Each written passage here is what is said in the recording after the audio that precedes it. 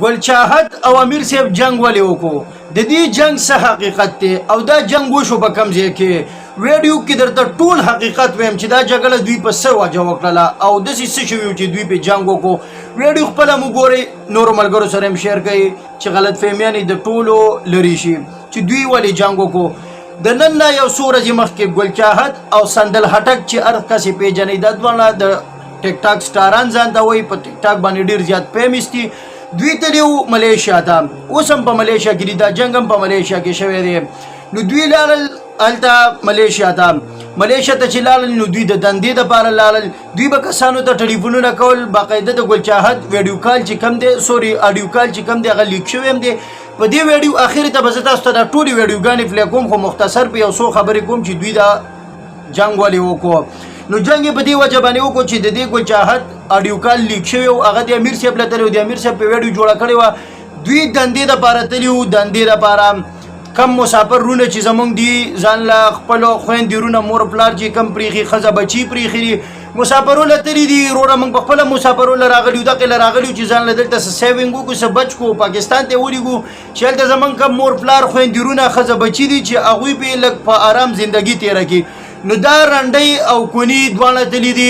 ملیشیا ته باقاعده دې ملکونو ته ځي دې مسافرو باندې ځان استعمالی او د دې مسافرو نه په زرګو روپۍ علي په زرګو روپۍ پاکستانۍ نه د هغه ځای په زرګو روپۍ اوس دا کال تاسو واورئ دا کال باقاعده لیک شوی دی 4000 رنګۍ دوی په دې باندې ډیمانډ کوي کم از کم 4000 رنګۍ نه څه د پاسه 1 लाख روپۍ راځي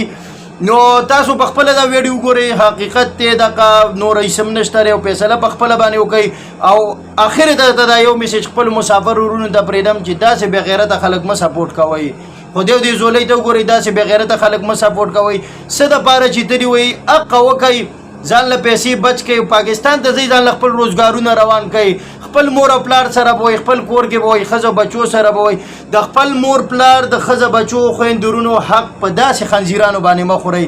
نو امید لرم چې په ویډیو باندې به پوه شوي وئ په خپله یې مو ګورئ نورو ملګرو سره هم شیر کړئ راځئ چې دا ویډیو در باندې واورم چې د دې څه حقیقت دی چپ ته به لاس نه وچتای لاس نه چپ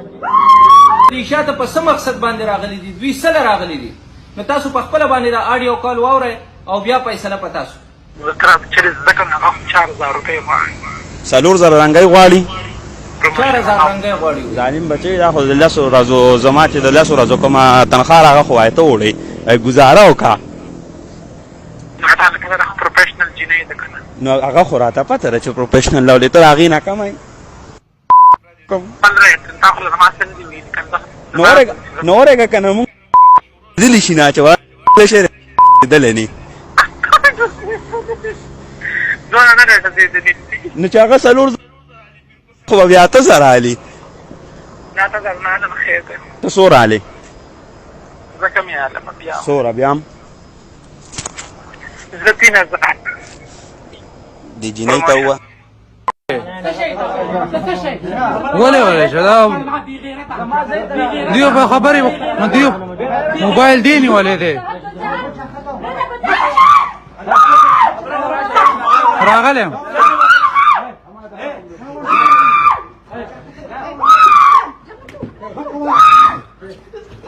هلو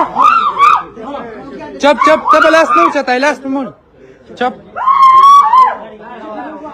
لاو دی لاو